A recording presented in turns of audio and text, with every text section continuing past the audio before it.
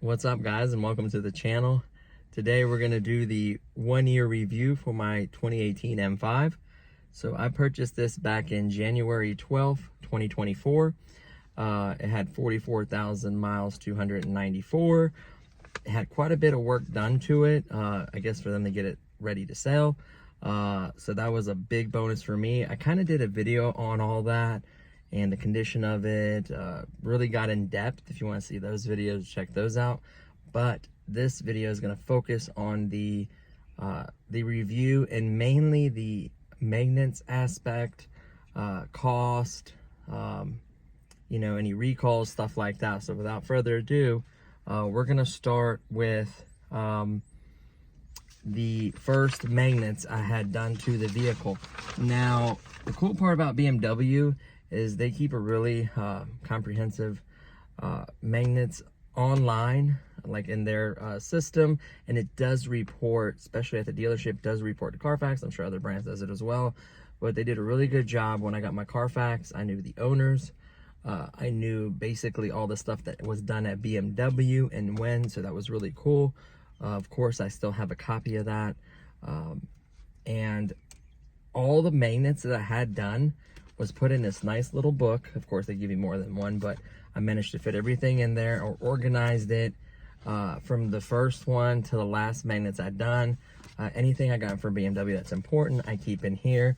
So this is kind of like a, you know, the written records or hard copies of the records.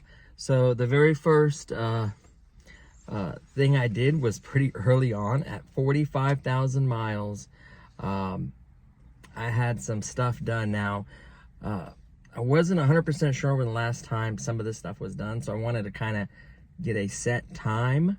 From what I can tell, it was due for these things, so I just went ahead and pulled the trigger. Now, these things are not cheap to do, so what I did is I had the spark plugs done, the micro filter for the cabin. I had one bad not lug nut, but it's actually technically a stud that was, I guess, previously incorrectly torqued, and you can tell it was kind of rounded a little bit, so I wanted that removed. They did have to drill into it and tap it out and pull it out, which was fine. They did a great job of not scratching my rims or anything. Of course, they charged me for that, which was fine. Put a brand new stud in there to hold the wheel on. Then it was all properly torqued. All of them were checked as well. And I also had the rear diff fluid flushed. So labor on all that was $612.30. Then of course I had parts, which was obviously the spark plugs, the filter, the fluid, you know, any O-ring, stuff like that for the rear diff. Some miscellaneous, probably the cleaning stuff, brake cleaner, whatever else they use. That was another $14.39. The parts themselves were $327.68. And with tax was a good old $74.44. Now that's 7% sales tax, by the way, which out the door it was $1,028.81. Not cheap. So I will really quickly have a total at the end. So had that at $45,954. So, you know, probably 1,400 miles of ownership, but I wanted to stay on top of it. I didn't want to have to worry about it. Now I know I have 25,000 for spark plugs, microfilter. I guess depends. You can check that every once in a while. I forget what there's a timeline for that. I know the diff is every 25,000, and then I don't have to worry about that bad lug nut. So, or I guess it's a stud, but that wasn't too bad. Got that done, and then of course at 47,000 miles and like 47,453, I had my coolant tank recall done. Now I noticed a little bit crustation around the tank. Sometimes it can leak on the back side, very hard to see. You have to pay attention. That is still leaking. If you see any kind of white stuff, any kind of fluid, anything on there, that is 100%, even if it's seepage, that's leaking. Definitely don't let them get away with that. That will eventually go down into your injectors and then cause your injectors to go bad, cause your spark plugs to go bad, and worst case scenario, damage your motor. So those are catastrophic in my opinion. Definitely don't drive it. Drive it to, if you have to drive it, only to wherever you're getting it repaired or the recall done, probably a dealership. And you know, it is a recall. At least for my year, they punched it in, it showed up. Now I know some people was having, because I'm part of a BMW forum, I know some folks were having issues with parts and then them getting them in stock and then scheduling. Luckily for me, I scheduled it, the parts came in, they changed their coolant tank, they checked the injectors. Come to find out, the whole side of the injectors were bad. They ran, but they probably didn't run at peak performance, so they went ahead and replaced all 4 injectors, brand new ones, which was really cool. Costed me $0. They gave me a loaner, and I think they gave me like a, what was it, like a M440i all-wheel drive convertible. It's kind of funny because I'm kind of a big guy, but yeah, that was cool. They gave me a rental, cost-free. Just had to put the fuel that I consumed back in there. I think that was more than fair. So that was done. Hadn't had any issues since, and that was done at 47,000 miles, and now I'm at like 51. So not bad. So far, so good. So then the very next magnets that I had done was at 48,143. I had the oil change done. The labor's 87 bucks. We're gonna start skipping a change because it's a little bit much.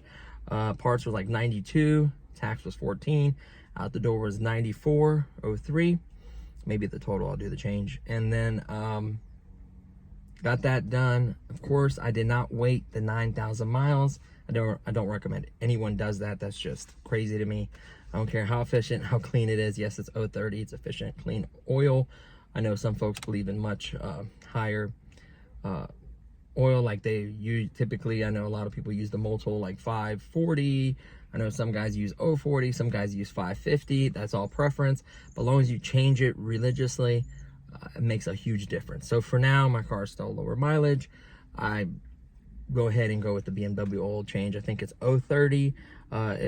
So like I said, $194.03, not bad at all. And then sure enough, my brakes started squeaking at 48,324. It's a big thing. Now, of course, originally I was gonna do a pad slap, and then I really looked closely at the rotors, saw a groove where the pad kind of worked itself into the rotor. At that point, I was like, pad slap, that's probably still gonna make noise. So by that point, I already ordered the pads. Then I waited a little bit and then got the rotors and then had the brake job done at BMW. So let me quickly explain. I got the Hella, the name is weird, padded brakes. They're supposed to be really good performance brakes. I paid $238.14 for the front pads and the sensors. The front sensor, there's just one sensor, but it does the front. You will have to replace that as well, just to make it easier. And then I went ahead, not long after that, ordered the rotors, the SHW rotors. These are actually the ones that are made for BMW. It's basically OEM spec. They make them for BMW. BMW rebrands them and sells them. So they're basically the best steel rotors you can get, or probably one of the only ones I've even heard that you can get. So I ordered that as well. So total parts for that, or for the rotors, was $669.62.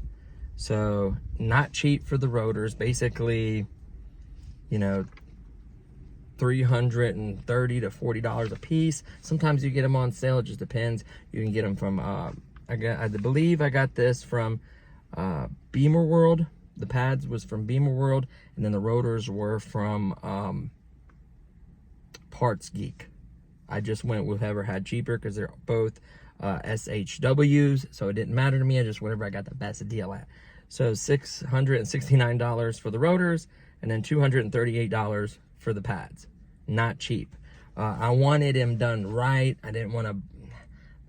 I've done some research, couldn't find a proper BMW specialty shop. I wanted really good shop. And I thought, I'm going to keep records this way if I do it at the dealership. I'm sure they've done brakes before for this particular vehicle. It's a best bet. At first, they were hesitant because, just to give you an idea, they charge, I believe, for the front brakes, like almost $1,800, like 17 and some change plus tax. So like 18 something. That is a lot of money. By buying, 238 for the rotors, then $669 for the rotors, I spent $907 for the parts, and then I ended up talking into them doing the labor for me. So with labor, with some miscellaneous things, probably brake cleaner or whatever else they need. So the labor was $294. The miscellaneous stuff was $20. Taxes was $24. Out the door, I paid $339.12 for them to install the brakes. I had them installed. Everything was great. I will really quickly give you a review of the parts I used, because it's OEM spec, but it's not BMW remanted parts or whatever where BMW gets them from, besides the rotors. Rotors are the same thing, so I know it's there, but these are the pads. Now, I've done my research on the pads. I'm part of the forum group, and these ones aren't bad. The performance on these are supposed to be just as good as any ceramic brake pads, to be honest with you. They're quiet. If it's really cold or the car sits a long time and gets rust on the rotor, it will make a little bit of noise, and then once obviously it kind of cleans itself and heats up, then the noise goes away. Or they sat, like I said, they sat for a while. Obviously, if they get really, really dirty, they'll make some noise, but you can just clean them up, and then you don't have to worry about that. So I would give them a B. Just the only reason why is so much, it's a lot of brake dust. I wouldn't say it's as much as OEM. OEM pads are terrible with brake dust. You should have seen my my brakes on my, granted, they were used a little bit when I got the car 44,000 miles, and they've been changed at 10,000. I don't know why, but the Carfax said the brake pads and the rotors, the brake pads were changed at 10,000. So keep that in mind. They got like 30 something thousand miles on them or whatever, and they were so much dust on my front wheels, drove me crazy. So less than OEM BMW pads, but not that great. Decent, so I give them a B. Stopping power, incredible, as good as factory OEM, if not better. But the dust is the biggest thing. Now, these are performance brakes. If it's cold out, they may make noise. If they're dirty, they'll make noise. If there's a lot of brake dust or dirty, they'll make a little bit of noise. So you just got to keep that in mind, right? So fortunately for me, once I get them cleaned up and stuff, or, I address those kinds of things, then I have no issues. So like I said, B for those. So that was done. That was at 48,000 miles and 48,324. Now, after that, one of the last services I had was for the back brakes and the oil change plan. Now, the back brakes started making noise around 50,000 miles or so, about 50, 51. And at first I thought it was the front, but it wasn't. I kind of singled it out. You kind of hear where it's coming from. And it was the back. Sure enough, I looked at the back. Just like the front, they had maybe 40%, 45% pads. Maybe a little more for the back, maybe 50. It wasn't the pads. The rotors had another groove in them. So these are carbon ceramic pads. They eat up steel rotors. They're just how it works. Obviously, it depends on your brake habits. This is a heavy vehicle, how you drive it. I'm easy on it, so my brakes are probably gonna last most of the ownership of this vehicle, to be honest with you. So they made noise. I went ahead and did the same plan. So this time I bought it all together from Parts Geek. I wanted to try different pads. Now you may say, oh, it's gonna be different. No, because technically 80% of your stopping power is your front, 20 in the back. It's nice to have matching pads. You don't have to. Similar performance. Obviously, you don't want like a standard one and then like a max performance pad or something. These are all performance pads using the same performance OEM rotors. So we're fine there. I spent $777 for rotors and pads. So I got, of course, the same SHW rotors, the only option really. And then this time I went with power stop.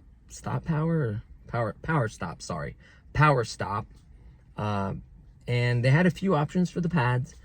The Z23 is supposed to be like their top, at least for this vehicle, like the good ones. So I went with the Z23. They came with the metal clips, the little rubber for the bolts, or the little sleeves or whatever, the little rubber feet thing, and then the pads. So it came with the whole thing. I did have to buy the back brake sensor. So there's one for the back, one for the front. I bought the brake sensor as well. So $777 covered the pads, rotors, and the sensor. Of course, I still went to BMW and said, hey, you know, I had the front brakes done. I'd like to do the same thing, please. Once again, they did it. At first, they were really hesitant. Like I said, because the back brakes are expensive as well. I think the back brakes are still, I want to say $1,300 or $1,400 or something.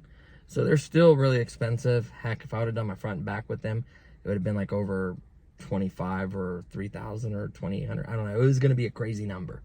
I stopped listening at that point. I was like, it's like, I was initially going to do it myself, but like I said, I like records.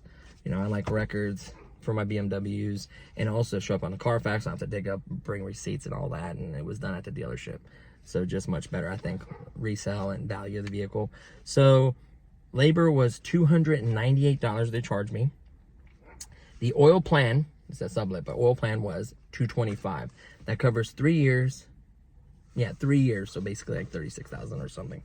3 years for the oil change plan. So they give you all the oil changes you need within a 3-year period is how they do it. So if you were to get one with tax and everything, it's like $194 or something. So I figure if I pay $225, it's 3 years worth of oil changes. Obviously I do more than that, so I'll basically have to buy one instead of having to buy two. I'll just buy one oil change a year, which is amazing. I do 2 oil changes a year, because typically the intervals are 9,000. I do every 4,500, so I just do 2. That's really good for your motor. If you can do that, trust me, you're gonna get way more life out of it. It's gonna run cleaner. It's just gonna be better off for you. So the miscellaneous was another $20. Taxes were $42. Out the door, I paid $586.28 for the oil change plan, and then install my brakes. At this point, I had brakes all the way around. Everything was done. I was on the odometer about 51,256. So, and it was, I did this, I think, right before January, before I got laid off. Did this like in December. So as of January, because the car was parked once winter hit and salt started hitting the ground, a ton of snow, just made no sense. I went ahead and parked it, but at the 1 year mark, I put a total of 7,394 miles. Now, depending when you bought your car and the mileage, what maintenance is already done, you may avoid the brakes, the diff may have been done, heck, you might get lucky and the spark plugs may have been done. So this is my cost of ownership. This is not including any fuel or car washes. It's just maintenance. The recall, of course, was free, and this is just maintenance. So the total cost for 1 year of maintenance, for me, in my particular case scenario, this is an idea of what, if you were to buy these things, what it would cost, right? So I ended up paying for that year of ownership, just maintenance, was $3,833.26. So I don't think it's terrible. Kind of probably the highest year this year. It's going to be 2 oil changes. Well, 1 because I have the oil change plan. If nothing else breaks, knock on wood, which has been solid so far. Within 1 year, I've had 0 breakdowns, 0 issues, 0 anything. 1 recall. That's just them giving us a faulty tank. I went on again. So yeah, I don't have any wood. Some of them have the wood, whatever. But I have the piano black finish. I don't know what that's made out of. But maybe we'll knock on carbon fiber. But that's it. Now, I did have accessory cost. The only thing I really bought for this, well, my wife gave it to me as a birthday present, because my birthday's in December, a car cover. Unfortunately, the biggest downfall for me, in my case, which we are addressing, by the way, I have big plans, which I want to talk to you guys in a separate video. But we don't have a garage. Now we have a driveway that can fit 2 cars. We can put it behind the fence or whatever. We have a nice enough long driveway to fit 2 vehicles easily, maybe even 3, but we don't have a carport or a garage. So my train of thought was, she has a truck. We've driven it very little the last couple of years because she works from home. So we've driven it very little. So the cool part was that it just worked out great for her. So it kept her mileage down. But I knew winter was coming. There's going to be some snow in the forecast. And for my birthday, she gave me the cover, which worked out great. It fits my car beautiful. We ended up cleaning it good. That's the most important thing, is cleaning your vehicle before you put a cover on. What it'll do is it'll scratch it if you don't. So I cleaned it, parked it behind the fence, covered it. And about a week and a half in, 2 weeks, I'm like, man, I should. So about 2 weeks in, two and a half weeks in, I would once a week go out there, start it, let it run till it's warmed up, and it's about roughly, I don't know, not that long to warm up, but I went a little further, up to 10-15 minutes, just to be able to make sure the battery's charged, and then I would turn it off, recover it. Cool part is it has a zipper where the door is, so it was very easy for me to deal with. Now, I did that, but as I approached the 3rd week, I did some research, and they say as long as you store a car more than 2 weeks, it should be on a battery tender. I was like, especially there's another storm coming. It was going to be at least 4 or 5 weeks before I can get it out again. So I was like, that's not good. So I decided to get a car charger. It was $120, $120 plus tax. Not bad at all. So if I was to buy the car cover and the charger, I would have another $180 in it.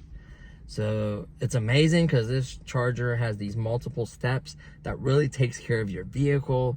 And I've had 0 issues. My car started right up. It was stored for almost 4 weeks. Started right up with no issues, no batteries, things, no nothing. It fired right up. So it has these amazing cycles. It's actually the brand charger. I did a review if you're interested. It's on the channel for the charger. They take that charger and rebrand it, put BMW on it. So I bought the one that's recommended. There was an older one that was better because it would do AMG batteries and ion, or lithium polymer, whatever, ion batteries. That one doesn't exist. Now you have to either buy a charger for AMG and regular batteries, lead acid, or you have to buy the ion charger, which does lithium polymer batteries and ion batteries and stuff. So in 2018, BMW, I don't know if it was before that when they switched, but I know for the 2018 and up, it has a 12-volt ion battery. I double checked by lifting, just opening the trunk. I have WeatherTech on my trunk and on my passenger floors, so I just lifted up that cover and then the other cover, and sure enough, it said 12-volt ion, BMW. I knew what charger to get. Of course, always don't be afraid to get on those forums and ask questions. They'll be gladly, someone will help you. And they recommended chargers. I did my research and found out that BMW rebrands that one. That's the one I got, and it worked beautifully. 0 issues. They have the permanent install one where it has the 2 loops and then has a little clip that has a rubber end on it. It has a nice fuse. I mean, high quality. Definitely check out that review for the charger. Worth every single penny. So in conclusion, this video is already long because I wanted to give you guys all the magnets, all the important stuff. I've had 0 breakdown, 0 issues. I love the vehicle. It is incredible and fun to drive. Sporty, it has power when I want it. It's comfortable. Everything is really high quality. I absolutely love this vehicle. Hands down, my favorite car I've ever owned. I don't plan on selling this or anything like that. I'm gonna keep it as long as I possibly can. The good news is, guys, I've heard of an F90 having 210,000 miles. Stock everything, stock car. They put 210 on it. I've seen before that, I've seen tons of other cars that has 180, 190.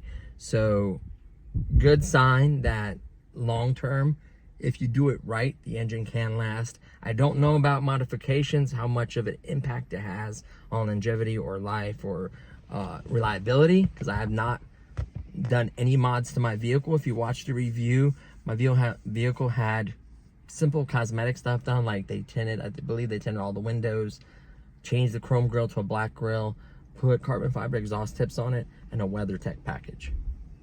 So that's not anything that's going to have no impact on the vehicle itself. So to me, I think the way to go is stock is going to hold more value. So recently, I did also, I'll kind of throw in this video really quickly. I recently kind of try to look for prices, see how much people are paying for my year vehicle. I know what you're going to get and what the dealership's paying is different, but just to have an idea. So I purchased my car in January 12th, 2024. Now, mind you, there were none nearby within 100 miles. And if there were, they're really high mileage, like 60, 50. I wanted to be below 49,000. Really, 45 is really what I was shooting for. And sure enough, I got lucky and found this one for 44,000 miles. It had just been serviced. Everything was ready to go. I got really lucky. I loved the spec on it. Loved everything about it. Worked out a great deal. I paid $57 for this. Now, I Googled vehicles, Google by mileage. So right now I'm at like 51,000 miles and some change. So I Googled cars under 55. I Googled it between like, I think it gave a window of like 45 to like 50 or something. It can't do exact numbers, at least not the search I used. And I found most of them to be anywhere from 55,000 up to 59,000. So that's a good sign. I'm not saying I'll get that. Obviously, if you sell it private, you'll get more money. You'll get a lot less money through the dealership. Or maybe they'll work out a better trade for you. Not sure. That all depends. Depends how many there are available in the area. The demand is big. There's a lot of factors there. Condition, has it been modified? You get more money if it hasn't. If you have, the Bauer Wilkins, audio or night vision, or if it's a comp package. The cool part, mine for 2018, there is no comp package. So as far as I'm concerned, as long as I have the executive package, driver's package, some other cool, piano finish and other cool little things like that, I could have gotten any option in that year. That's what's so cool about 2018. They don't have the OPF system on it, and they have the least amount of catalytic converters. That's why it was such an amazing performing car. In my opinion, I don't remember, Motor Trend and all these other companies stating that other ones were, 0 to 60 in 2.8 and a quarter mile in like 10.92 or I don't know, but basically under 11 seconds and under 3 seconds for 0 to 60, what they tested themselves. So it is phenomenal performance, phenomenal vehicle. I love everything about it. I would recommend one. Just know that it's going to be expensive. As you can see, almost $4,000 of maintenance. Now, granted, depending on your situation, you may not have done the brakes, or maybe you didn't need the spark plugs or whatever, but just be aware at some point they're going to need it. Like I said, most of those things are every 25,000. I believe the ZF transmission's 100,000 is what the factory for ZF recommends. That's what it is. The diff is 25,000. The transfer case is 25,000. The spark plugs are 25,000. A lot of 25s there. So keep that in mind. I technically should be good till the 8th interval. I think it's somewhere around 75 to 80 or 72 to 78. I can't remember exactly, but it's a far away interval. I have a warranty till 80,294. So and I'm at 51. So I'm golden for a while. I haven't used the warranty. It was not cheap, but it was worth every penny. Had that peace of mind, and if something does happen, they'll cover it. So there's other options I may talk to you about, guys, in the future. I don't want to do crazy mods or anything. There's one thing. We'll get into that in another video, because I have some ideas that I think will make this car last longer, perform a little bit better, and without like modifying like performance wise. It's modifying something else that affects the performance, that gives the car better longevity and makes it last longer. And we'll get into a separate video on that, because I'm doing the research, and I will test this theory by doing it on my vehicle and then sharing it with you guys. So it's not gonna be being hypothetical, but the research I've done and the people I've talked to, it makes a world of difference. And that has to do with cooling, so just keep that in mind. So and there's a warranty you can buy where you get that done to protect all that and bumper to bumper for 4 years for reasonably priced, cheaper than my original warranty. So that's going to be in another video. It's going to be very interesting. So this ran long enough. My goal was a little bit less than this, but I wanted to really touch base on everything. If you guys have any questions at all, there's comments below. I'll do my best to answer. I do have a couple other YouTube channels. Fortunately for me, I do seasonal work, so I'm currently laid off. It's all part of the thing. But so it gives me a little more time in the winter to do videos. Summer's crazy. You know, spring, summer, and fall is crazy for me because of work. So I apologize if I haven't making as much content as I'd like to, but I'll do my best to bring you guys some videos. So I think that's gonna be it for this one, guys. 2 thumbs up, definitely love this platform. Hopefully you're enjoying yours. Like I said, leave any questions below, and that's gonna be it for this one. We'll see you guys.